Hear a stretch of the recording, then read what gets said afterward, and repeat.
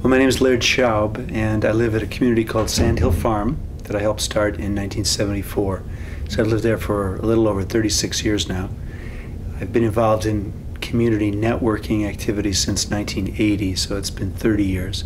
First with a group called the Federation of Egalitarian Communities, which is a network of income-sharing groups. That's a small subset of the Intentional Communities movement. And since 1987, I've been involved with Fellowship for Intentional Community. I've been involved with it since its revitalization in that year, and I have been the executive secretary of that group for 20 years. So I spend a lot of time on the road attending events like the National Co-Housing Conference I'm at now, giving workshops and then talking to people about the movement, as well as I do group process consulting. So I help groups get more of the good things and less of the hard things and what it means to live together.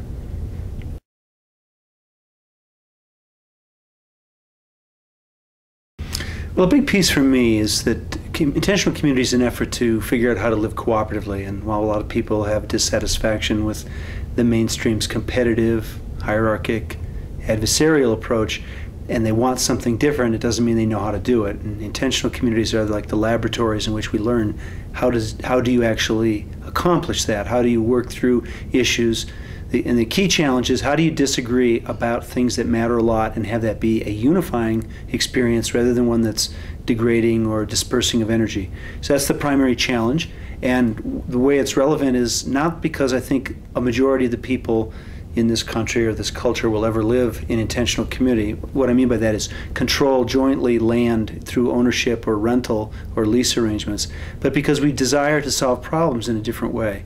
So the communities become important because they are the places where we learn how to do that in the crucible of living together so closely. Then what we learn there can be exported pretty readily into neighborhood associations, workplace, church groups, schools, and other activities where a much wider range of the population could benefit from it. So I think if you ask the question, who lives in intentional community in the United States, it's about 100,000 people. But if you asked who would like more sense of community in their life, now you're talking about 100 million people. I think we have to solve the problems of collaboration so that we can realize that we can have a quality of life without owning so many things. That it's not so much what you own as what you have access to, but that only works well if you know how to share. So that you don't, if you own it, then you don't have to tell anybody about it. You get to decide on your own. You get that convenience, but at the cost of tremendous materialistic acquisition and concentration of resources. We don't have to have ownership of all those things to have a quality of life, but that means we have to figure out how to solve problems about how it's an equitable distribution of those things. In addition to lower amounts of material things, there's also a question of having a quality of life that's more relationship oriented rather than bank account oriented. So that I think the ultimate security for people is our relationships, not how much money we control or have access to. So if you make that shift, that cultural shift, then that means you don't have to strain the environment so much in order to get the resources to own the things that you equate with security. So working at it from both ends, needing less, and then quality of life being associated more with relationships than things, both of them have profound impact on the environment.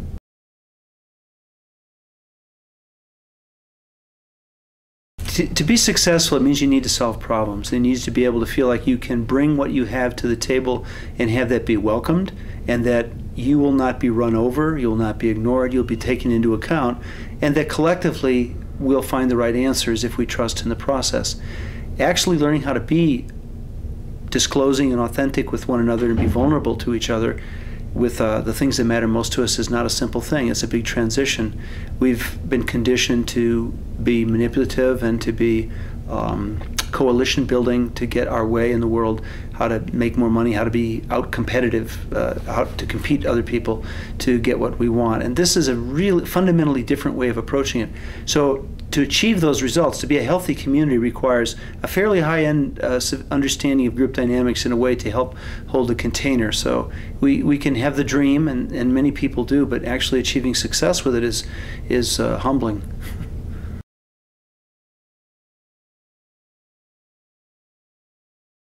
It's to be authentic, I guess, and to trust relationships. That is the main thing, to bring what you have and be prepared to listen to what others have, and believe that together you can find a way that everyone can have a good life with.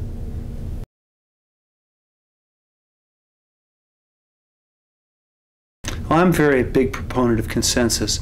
I didn't know much about it when my group committed to it back in 1974, and have been a slow learner on some level. But I think it has terrific power to do that thing we talked about of celebrating and help inculcating a different cultural environment for solving problems, being with one another. It doesn't leave people behind when it's done well. Many people find it exhausting because they don't understand actually how to work creatively with the dynamic of taking in the information that everyone's got and then working creatively with it. If you don't make the cultural shift, then consensus becomes unanimous voting, and that's an exhausting process, and you don't get good results. You have to be curious in the moment of disagreement rather than conflicted, and that's easy to say and not easy to do.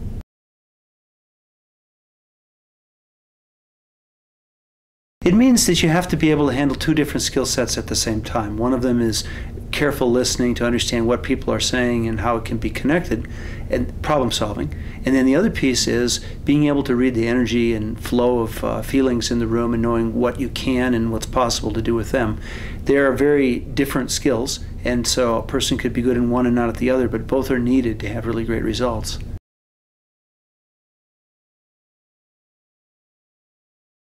Many people find it easier to disclose and talk openly about what's going on for them in small groups or one-on-one than they do in a larger group. And so you want to give people choices about what's the best way to get at their concerns or how to hold them and how to work with things. So while you want to be able to do it in the large group, if that doesn't work for an individual, you want the option of the facilitator to work with them in small numbers or even one-on-one. So it's all about what works, not making it all happen in a certain setting.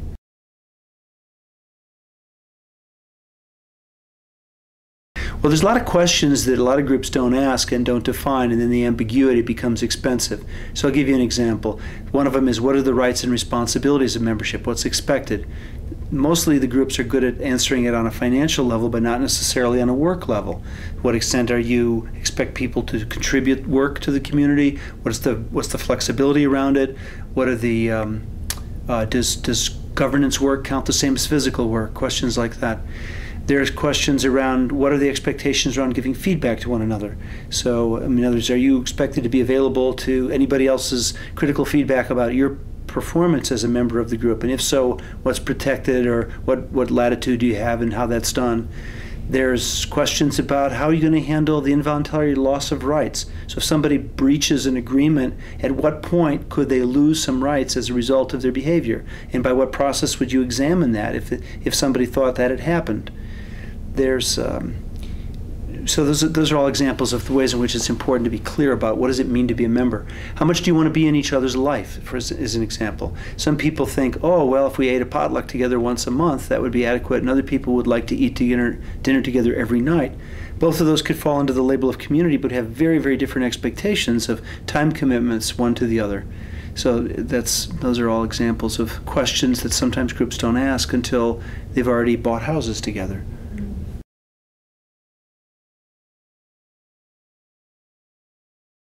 Well, we have almost all of us come into the community life with experiences of power and leadership abuse in the mainstream, where you thought somebody used power for their personal advantage or for the advantage of a subgroup over the whole. And we need leadership, and power was always going to be exercised. We have models of how it can be done to everyone's benefit rather than a subgroup's benefit. So usually when we say we have power issues, it means we think somebody's misused their power, and we find that a very delicate thing to talk about. We don't have very many good models of cooperative leadership. A lot of groups have the naive assumption that we won't have leaders here and everything will be shared equally in terms of that. And it's not true, because some people are better at organizing, some people are more inspirational, some people are better at public speaking, all of those things. Some people have more skills in certain areas, and those are leaders in those contexts. I think the thing you want to strive for is recognizing what leadership is helpful, a useful back and forth if something is not going right, so that you can talk about it cleanly and solve the problem, instead of having it be a taboo topic or one in which you pretend as if there's no leaders.